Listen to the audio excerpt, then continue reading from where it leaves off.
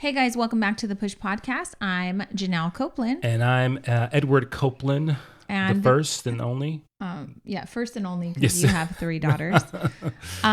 We are going to talk to you today about 30 questions to ask your parents before it's too late. But before we get into your parents, I want to tell you, Eddie gets several reminders on his phone every day from this app that he downloaded by choice that Yes. remind him that he is indeed going to die. Yeah, it is a wonderful app. Really quick. Yeah. I've taken him with me to conferences and introduced him to friends that, you know, maybe you were sitting in the middle of me and Lisa Carpenter one time and your phone went off and the text across it said, reminder, you are going to die. You are going to die. And she was like, what in the world is your phone telling you? Like, is there something wrong with you? So talk about that a little bit. Yeah, so this is an app that is called We Croak, right? So we're not paid for that, but this is what that app is all about. And basically it sends you 5 reminders each day that you are going to die. And with those reminders comes like really cool quotes, which I think are great. But it really comes from this village that really embraces mortality or in the ability, mortality, like you're going to die. And they saying basically psychologically that people that really come to grips and to terms with their mortality live a happier life. And partly because you know that no time can be wasted, like Right. any time you can go. So it's just a good reminder to keep me going. And then I got a tattoo that also reminds me of dying. So I don't know if you're crazy. I don't know if like how that makes people feel, but I know that I'm going to die and I'm totally fine with it. I heard actually Elizabeth Gilbert, she's one of my favorite authors. I've told the story before, but she found love. And then the woman that she was in love with wound up being diagnosed with terminal cancer. Right. And so they had a very short time to be in love and live their best life, and they enjoyed it the best they could. So I heard Elizabeth Gilbert get interviewed, and the way that basically the interviewer said, do you miss her? Are you brokenhearted? How must it feel? And she basically said, here's the thing. Humans are interesting. We get one promise when we're born from God or whatever you believe in. And that is like, hey, I can't guarantee how any of this is going to work out. I'm not making any promises other than the fact that this thing that you love will die someday. Right. That's it.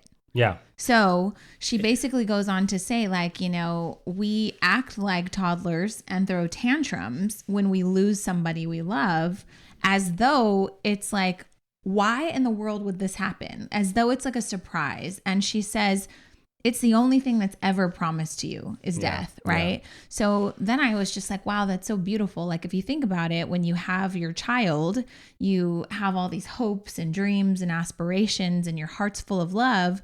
But is it morbid of you to remind yourself, like, I have this child that is eventually going to die and leave the earth one day. I better love it while it's here. Well, and that's the thing. Like, it's tough because if you have a tough relationship or a difficult relationship with death, then it's really hard for you to kind of balance that.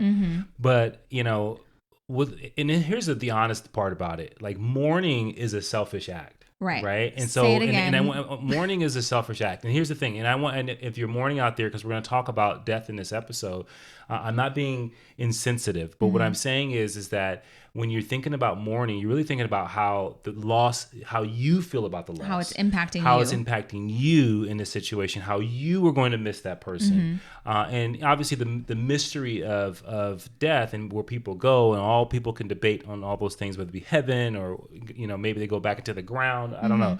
But it really is, and I think you have to come to grips with that because I think it's going to help you with the process of mourning. I'm not saying mourning is bad at all, but it's important to know that it's about you. So Elizabeth Gilbert goes on to say, like, when people are mourning, they're emotional, and she's like, I get it. I miss her, but if I sit there and think about how terrible it is that she's gone, then it's basically overriding all of the amazing blessings and time we did get to spend together, right? So then she says that I knew when I met her, like, that life is short, and everyone that you meet, life is short. And so you have to live it to the best of your ability. But she just like the way she articulated, like, we throw tantrums for the only promise you're ever given. And so the reason we're talking about this today, it's not like a morbid thing. It's not, what are you doing with the desk? No. Our desk is moving. We have one of those adjustable desks. Okay. And so it's not that we're having this conversation because we want to be Debbie Downers and talk to you about dying, but we have had lots of losses lately, not necessarily in our immediate family, but this past week, one of your coworkers passed away. Right. And I thought it was really interesting because your coworkers decided that they wanted to set up a phone call for everyone to get on a chat and talk for 2.5 hours about the impact that this man made on their life, their coworker, right? And I was just floored by the fact that people wanted to sit on a conference call, a Zoom, for 2 hours. And then I was kind of just listening because it's not my business, but they were talking about the most amazing interactions that they had with him that were, some of them were very small, but he had made an amazing impact on them. Yeah. And, it's one of those things that when I was involved, because I didn't know this person that well, and hearing all of the wonderful, amazing things people had to say and how this person touched their lives and how he changed things for them or helped them with the perspective or told them a story that just captivated them. It really motivates you, makes you go, man, I am I living full out? Like, am I really making the impact on the lives of people around me? Because that's what it's really all about, right? Is how am I leaving a legacy? And I think people think about legacy and they think about wealth and they think about all kinds of enormous materialistic success. But legacy is really about, if I impact your life and you take something that I shared with you that changed you and you share it with someone else and it changes their life, even though your name is lost in it, your legacy lives on. And that's a powerful thing. And it's an egoless thing at the same time. So that's just really, it was a wonderful thing to kind of be a part of that. That it's about living out your eulogy.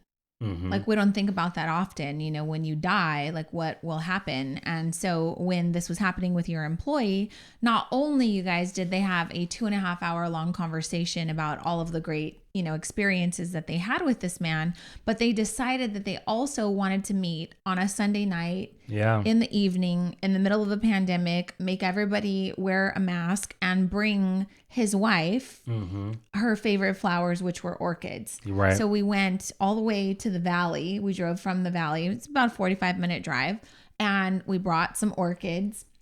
And we pull up and there's, I don't know, what do you think, 50 people outside? Yeah. Outside of her house down the street, and they brought candles and they lit these candles. And so then all of a sudden there's like this, what is it called, a processional? Right. Where they're walking with candles, holding the orchids, just wanting to go and give the wife, who's probably grieving, just their condolences. Right. And so they're walking down the street. It's amazing. The candles are lit. Someone starts singing Amazing Grace. And all I could think of was, who would come to my funeral? Like, it's not even a funeral. These are just your coworkers that are wanting to do something to pay their respects for the loss of a life that they found important and impactful. And so they did this for this wife. And what happened was I wound up talking to her after, and she didn't know about the 2.5 hour long conversation. And so she started crying and she's like, I just didn't know that he made an impact like that.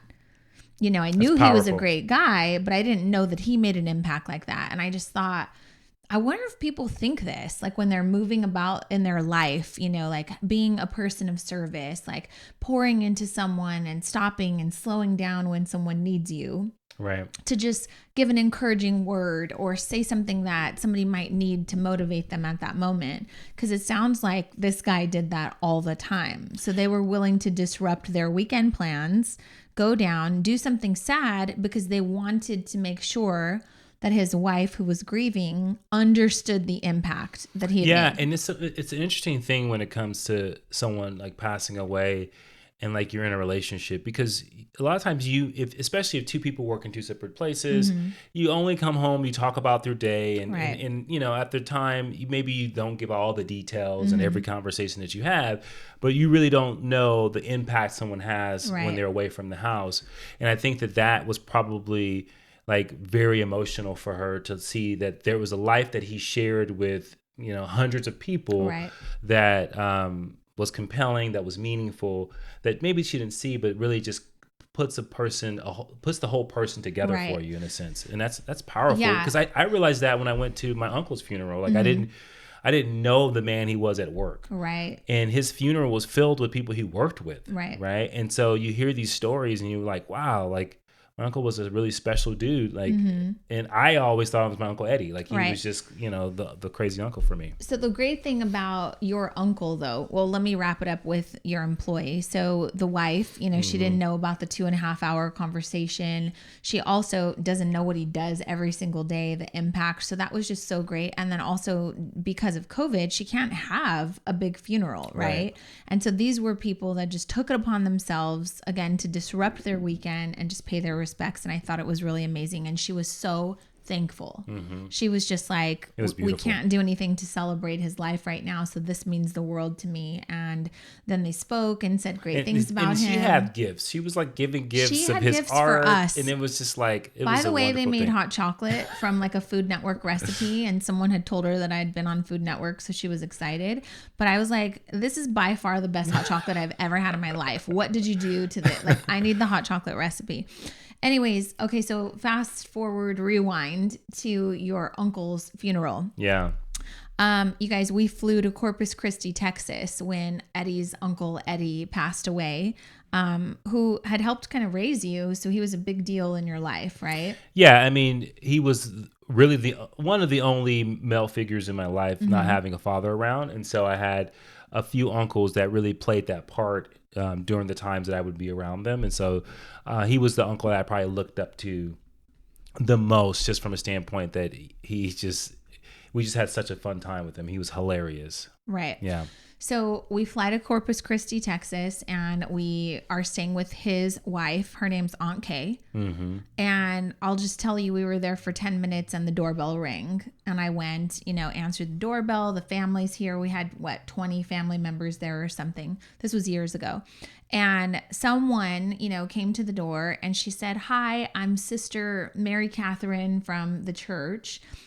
We just wanted to bring you some food. We understand that family's probably in town. You guys are grieving. We're sending our love and condolences and hope that this chicken helps." Right. And it was like 2 buckets of KFC, like whole meals. Right. So I was like, wow, that was so thoughtful. So I take the food, say thank you, go put it in the kitchen. And I noticed there's tons of other food. And then, no kidding, 10 minutes later, the doorbell rings again. And it's a guy. And he's like, "Hey, I'm Joseph such and such from the church. And, we just want to tell you that we're apologizing for your loss. And we thought that we'd drop some things off to maybe make it easier for your family while you guys are all gathering." So he brought Costco toilet paper, utensils, and paper towels. And I was like, thank you. Yeah, right? That's super thoughtful. And this kept going and going and going. We had toothpaste and Q-tips and food for days. And people were bringing not just casseroles, but like essentials, you know? Yeah. And so we never left the house. Everyone stayed there. The whole family was grieving. And I just remember at that moment thinking, who would come and drop stuff off for us? Like, because they were really into their church. At the time, we weren't really going to church that much. We haven't been to church for a year. And I don't honestly, I think it may have been my Aunt Kay, because I don't think my uncle really went to church. Well, and so this was just people that were just kind individuals. Well, somebody made an impact on someone. Right. And the point is that people were coming forward not only to pay their respects, but to be helpful during your time of loss. Right. And so I just thought, like, damn, who's going to do this for my family if I die? Or what would happen if I lost, you or one of the kids? And I think those questions are questions that we don't often ask ourselves, which is the point of this episode, just to kind of think about the impact that you're making. Now, when I say impact, that doesn't mean that, you're preaching to the masses or you're hosting Tony Robbins events with millions of people. You can make an impact if you're an employee at an Apple store working with 150 people. Right. I mean, and to me, that's the thing. It's like, there's so many different avenues you can go with this conversation. And I know we're really talking about Like who will show up to you for you? What will your eulogy be about? And that impact. But also death is one of those crazy motivators, right? It's one of those things that's chasing you consistently. Right. It never stops. Has amazing endurance, and it will catch you at some point. You don't know when it will. And I think that when I think about my eulogy, I think about, did I do everything I could in order to fill that eulogy up? Right. Right. And did I spare any moments? Did I waste too much time? You know, and those are things that... Did I hold grudges? Did I hold grudges? Did I hurt people? All those things that literally waste time. Right. And when you die, or the moments before you die, I think like all you can think about is the things you didn't do. Right. But it was also really amazing for those individuals that don't think they're redeemable. Excuse me. No one speaks ill of people when they die, unless you've done something obviously heinous. But when you think about people who pass away, like what happens is people think about the highlights. They think about the special moments. They think about the things that you did, and no one's perfect. And so there's always going to be another side to your story or to your eulogy. But a lot of times that's not going to be a part of it. And so I think, to me, that grace that you get with death, you got to take advantage of now. Right. And you got to say, okay, I'm going to use this grace because I know I'm going to get it when I die. And I'm going to fill up my time and make sure that I do what's important and what's meaningful. And I was looking at a quote because one of my favorite philosophers, Seneca, and he wrote a book called The Shortness of Life. And one of the quotes in there says, "Let us prepare our minds as if we'd come to the very end of life. Let us postpone nothing. Let us balance life's books each day." Let me just repeat that. Let us balance life's books each day. The one who puts the finishing touches on their life each day is never short of time. And that just hit me. And I wrote this down. You know, I know we had this conversation now, but this quote, I think I put this in here. God, what was it? This was in April of 2018. So this was, 2 years ago. And it's one of those things where you just go, wow, right? If I balance my books every day and I have meaningful conversations and I connect with people deeply, I fill up my eulogy, right? It's almost like you write your eulogy every single day. Right. Right. And I think that, to me, you live a full life. Agreed. So how do you, because people might be like, they might have already turned us off. Like, I don't want to talk about death. I know I'm going to die. I know my kids are going to die. I know everyone's going to die, Janelle and Eddie. But then I'm living in fear. I'm worried about who I'm going to lose. I'm worried about the heartbreak. I'm worried about the anxiety that will come over me if I lost the most important people in my life. What do you say to that? I would say that the worry is another form of self-harassment. And so you're going to harass yourself, and then you're going to be wasting time worrying about your worries. Right. Right. And so then now when you're with your family, when you should be in the moment, when you should be taking advantage of this lovely time and space that we have, you're sitting there worried about the fact that they may get sick or they may die.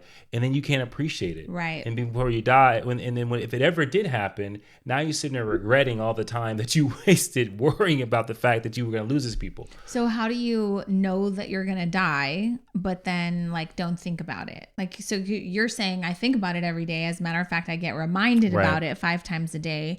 But how do you not worry about, oh God, if I leave, will my family be okay? They'll be super hurt. I think, there's a part of that you try to maximize the moments that you have in life. You try to be in the moment. I tried to, yesterday, we're recording this a day after Valentine's Day. We went to this wonderful breakfast, right? Overlooking the city. I didn't even want to talk. Right. Because you don't like me? No, because sometimes I get so caught up in the moment that I just want to be there. I just want to hear other people's voices. I just want to observe. I just want to be in the moment because I don't want to waste it away with, distractions of, and I'm not saying conversations are distracting, but sometimes it can distract you from let me just take this in. I'm here with the people I love. This is a beautiful moment. We're in a perfect setting and I don't want to waste it. I don't want to, I don't want to waste it by talking. I'm confused because we talk for a living. No, I know, but I didn't want to waste it not taking it in. Right. Next time you need a moment, let me know and we'll stop talking. No, that's the thing. Part of it is I want others to talk, and I want to hear other people's voices, and I want to just like, part of it is like, I want to experience everyone else. Old man Eddie. Yeah, and I just want to take it all in. And I think that's something I think I've slowly started to do more and more when there's like really like moments where I just want to say, I just want to sit in this. This is beautiful. Yeah. So, but I think that's the balance that you have to have. And I think that you can't sit there and worry about people dying. It's definitely a balance. But the big thing too is that you have to accept it. Like I think worrying about it, I think is like almost like you can defy it. Like you can not deal with it. But at some point you got to say, yeah, someone may die. Well, it's just always interesting because like when Elizabeth Gilbert says you throw a literal tantrum, like you are literally like questioning your maker. God, how could you do this? Why on earth could you let this happen? Is there even a God? And he's up there like, sis, like I told you this was going to happen. This was the only thing I told you about this. Like it was the only promise I made. Where did we go wrong? Because it's like you didn't listen when I told you this, and now you're questioning my existence. Like that's so strange to me. And I think with death, people constantly question their faith. And someone asked me when people die and people have to deal with sickness and stuff like that, and they asked me why would God do this? And you may not like this answer, and I'm going to tell you guys this because this is so important. This is what came to me. This is what just through my different, just learning about my own faith. And I said, if God is consumed with our spirit, right, which our spirit is not our actual body, our body, based on how you whatever you believe, basically we were blown into this body. We use this body to walk around on earthly grounds, right? But here's the key thing: when you die, the spirit goes to your creator. If that's the case, if that's what he values, then he doesn't value your life, your actual body, as much as he values your spirit. Okay. So life and death for God, so to speak, is not as important as your spirit. And that is making sure that you take care of your spirit, that you live and you have a life that's morally good, that you do things for people, you pour into yourself, you keep your spirit as healthy as possible, so that you live this wonderful and beautiful life. But I always have to tell people, God doesn't value your life like you value your life. Right, but the point is like, let's say you're valuing your spirit, you bring good energy to people, you're someone that your family loves. Those people are the ones that are upset because you're not here anymore. And so when you say like God doesn't care about your body, I don't want your body. Yeah, but the key thing is what people have to realize. I miss your spirit now. But the key thing is what we all have to remember is that I get to leave my spirit with you.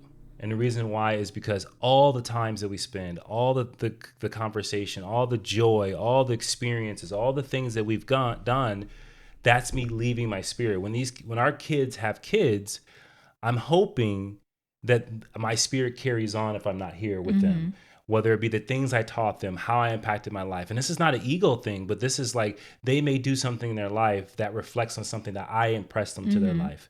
That is what matters most, because that lives on forever. Right. Right? Well, until they forget about you and stop telling them stories. But it's not about the stories.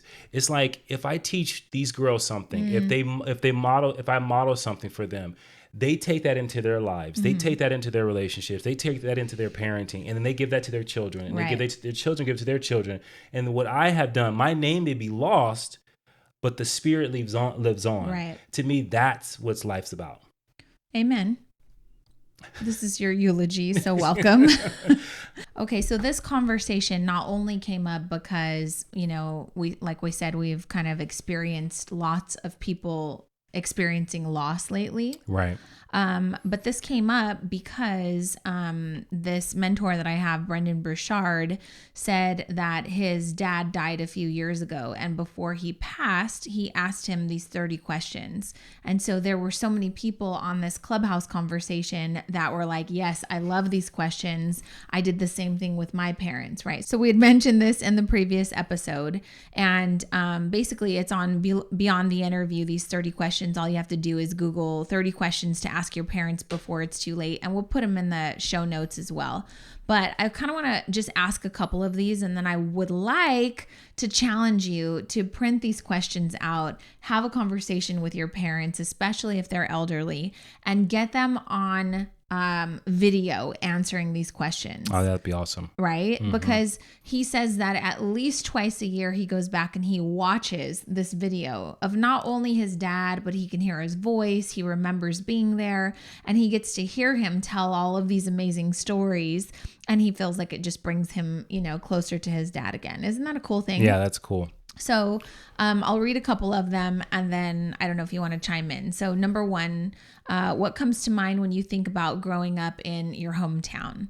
Number two, what did you love to do as a kid before high school?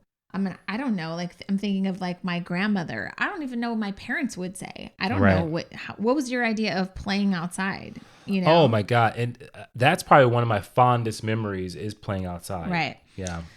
What did you love to do when you were in school? So I know at one point my grandmother had talked to me about like home ec, like learning how to sew. We had home ec when we were younger, and I loved, like, we did little cooking classes and stuff like that. That doesn't even exist in 2021. Right. So if we had those conversations, I think that'd be pretty funny. I never forget. The funniest thing is I was in home ec in 7th grade. And you started it on fire. Huh? Did you start something on fire? No. But the teacher was talking about using the oven, and she was talking about the proper way to open the oven if you're baking something. And she said, one time I was baking something and I opened up the oven, and the steam was so hot it burned off my eyebrows, and I was petrified. I was like, oh my gosh. She said, so you always open up the oven like from the side, not standing in front of it. Is that why you open the oven from the side? You're so ridiculous from 7th grade. That's why I do that. Because he told me, I was like, and I don't know if it was true or if she was just trying to, she said it burned off my eyebrows. And I was like, what? That's painful. Here's a good one. What do you remember most about your mom and dad? That's good. That's good, right? Like, then if you have a mom and dad. Wow. Oh, sorry. Did you just go there? What was most important to each of your parents? I feel like that's a good one, like a deep conversation. If grandma and grandpa had a message to you and their grandchildren, what do you think it would be?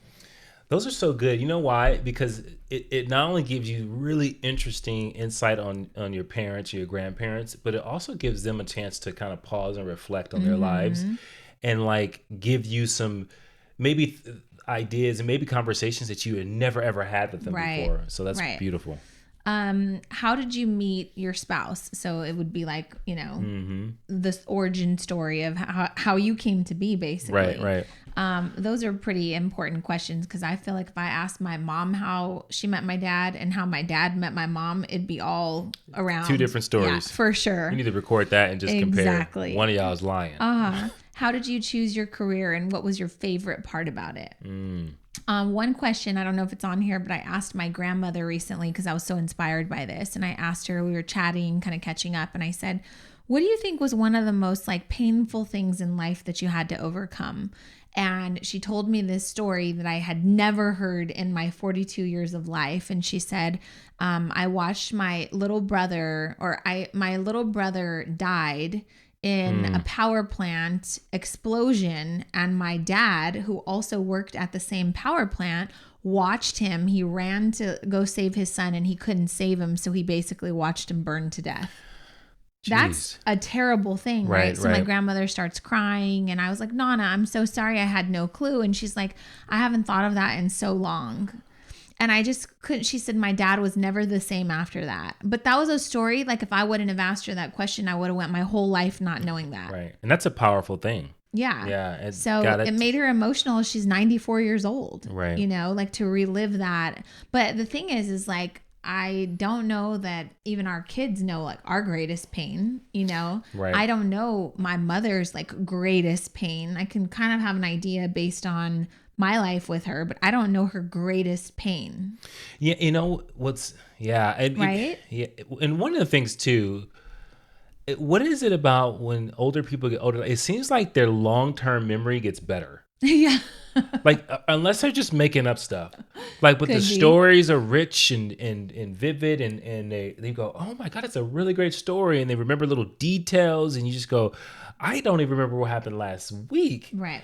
And so I'm like hoping, I'm like, okay, what do I need to do to get this long-term memory so I can maybe like go through the files of my brain and like pull out these old memories and tell my grandkids. That'd be great. Here's one that I wouldn't even know how to answer right in this moment. Which 3 events shaped your life most?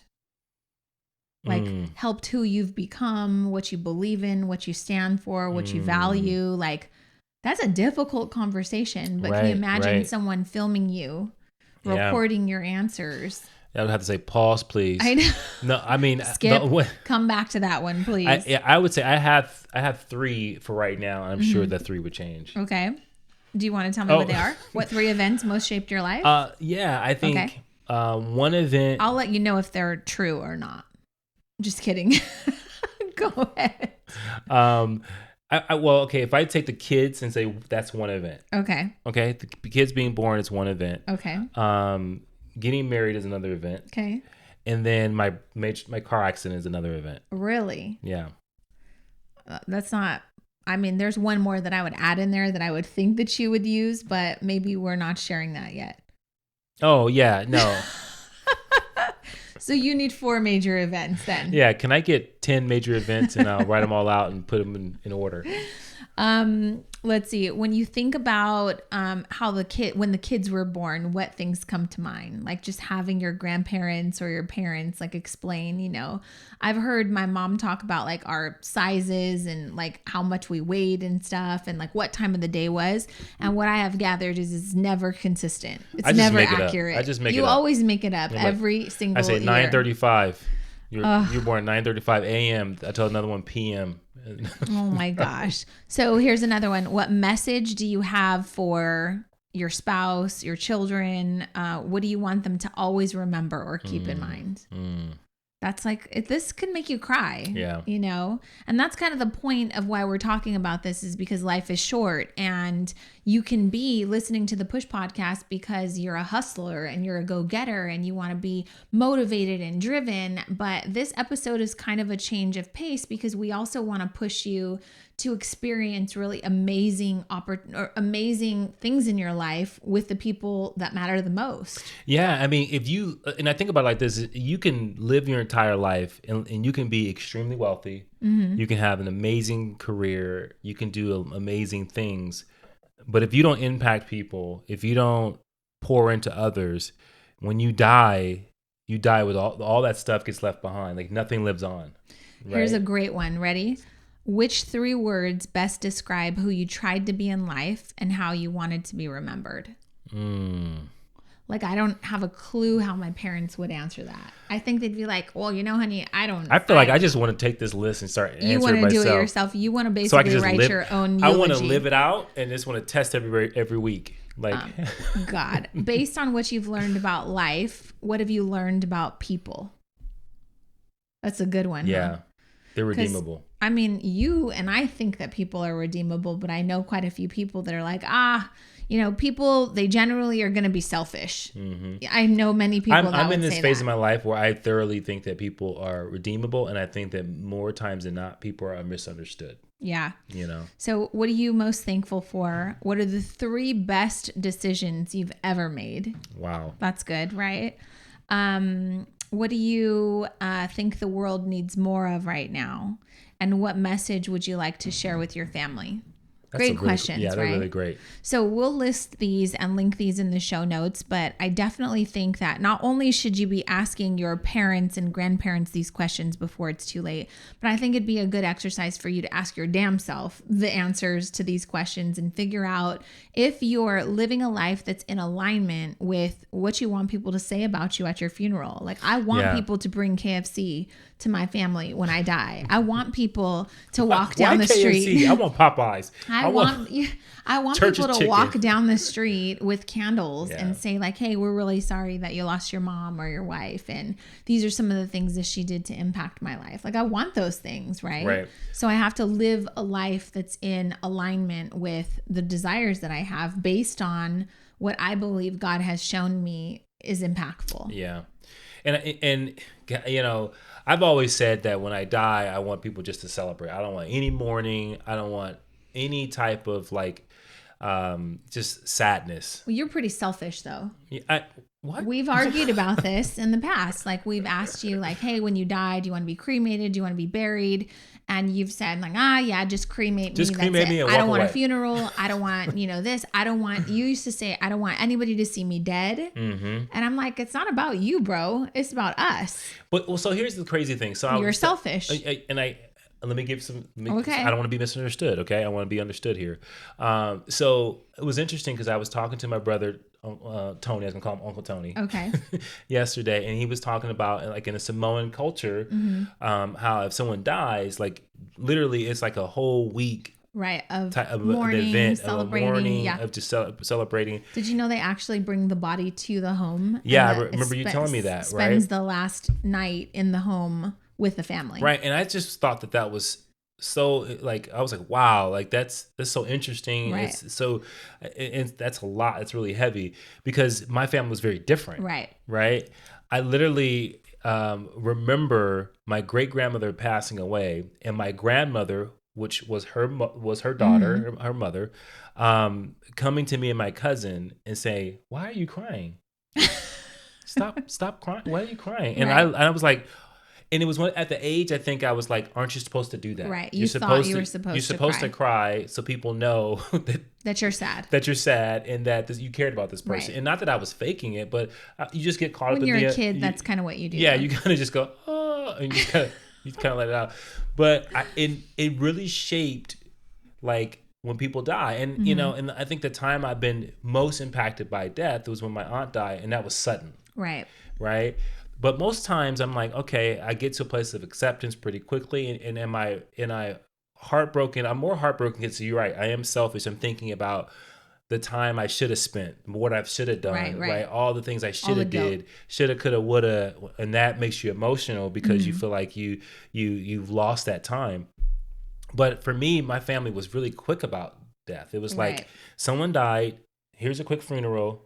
And then it was a party afterwards. Right. So I learned from your family that we're supposed to celebrate. Like, we celebrate their life. We don't mourn their death. And I was like, oh, this is fun. Yeah. I'm here for this. Okay. Yeah. I want to party for my death. Like, just think about going to a funeral and maybe one or two people cry and that's it. That was like the last funeral I went to for a family. Right. And then there's barbecue after and we food, have a good time. People are laughing, music and sharing stories. And so I'm not saying one is better than the other, but what I'm saying is that it really gives you like this context that people are very, very different, and how you're raised with death really plays a part in how you handle it. And if you're having a tough time with it, a lot of the times is because maybe your family didn't have a great relationship with death. Well, I think it comes from religion too. I mean, the girls, their mom, they were raised in like Catholic. It was Catholic. So there's 7 days of mourning. You go to the rosary. You have all this stuff. Everyone's crying. It's a very weepy, sad time. And I remember them, going through a couple of deaths when they were little and just being super sad and then coming over. And then when you had a death in your family, they were like, wait, we're supposed to be happy? Like, I don't understand. Right. It's confusing. And it is confusing. And so, ask yourself, like, what have I been taught about death? And what is, how do I operate through loss? And like, what's innate to me? And where do my thoughts and feelings go? Do I feel resentful towards God or whatever you believe in? Or can you find some peace in the fact that you were given a short amount of time, you were given a promise, and the promise was that it was going to be temporary. And so this, message, I think, is to remind you that life is short And you can be chasing your dreams and chasing all these aspirations, but at the end of the day, like being present, you know, making an impact with the people that God puts in your path in order to leave some sort of light behind. Right. Those are the things that really truly matter. It's Right. not about your success, where your zip code is, you know, how high you can climb up the ladder. It's really about like, were you a person that people would say nice things about? Yeah. And are you going to leave your spirit behind? And that's be the last thing I'll say is are you living a life where you're pouring into others and not like, hey, I'm going to live my life. I'm, you know, not in an intentional ego driven way, but in a way where you're giving yourself to others in a way that it increases their life, because that's how you live on. And that's to me, what life is all about is living that under those principles. And I think when you do that really well, you help people live better. Yeah. Even Amen. when you're done. So if this episode impacted you at all, if you're going to be thinking about how you're operating and moving about your life through the world, interacting with different people, then we'd love to hear from you. You can leave a comment. You can send us a DM on Instagram. You can leave a review on iTunes for the Push Podcast. But, you know, the goal with this podcast is to have conversations that we would have if you were a friend coming over to our house. And lately, you know, we've been talking about death a lot lately. We've been talking about the meaning of your life. So I hope that you stuck around for this. I hope that it wasn't morbid. And I hope that, you know, you start to kind of think a little bit differently about the short amount of time that you have to really impact someone's life. And I just want to thank Elizabeth Gilbert for giving me that great perspective. I don't want to act like a toddler. Like it was kicking and screaming. Yeah, brand new. It was like, oh my God, how could you ever do this to me? I now know like this was the promise and this is how life works, and you don't get what you want. It's not on your terms. It's not on your time. And so I'm going to have faith that you're going to be around for a long time. I'm going to be here for a long time. I'm just going to tell you, I would really need all of you guys if I lost this man.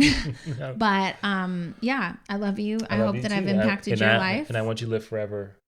Same. Ever. So see, we're selfish. We still want each other to live for very long. I still don't want to lose my kids and the people that I love. And that's the thing. You can hold both those thoughts. Right. Like you can have a great perspective, but also go, I don't want any of that to happen. Yeah. Right. So I don't want to think about losing one of our children. Right. No. But I do know that I would need my friends and family to help me eventually accept it, but I'm going to tell you it'd be really hard. Right. Even knowing 100%. everything that we just covered, like I would still need time to process. I would still I can't even think about it. But that's the point of this. So I hope you are thinking about it.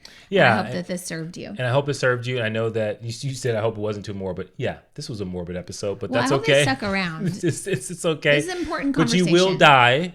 Right? And let that guide what you do and what you say and how you act for the rest of your life. And I think when you do that well, you live well and you die well. And you can look forward to your notifications because I don't need those reminders. I have this podcast to go back and listen. So thank you guys so much for listening to the Push Podcast. We will see you in the next episode. Push through.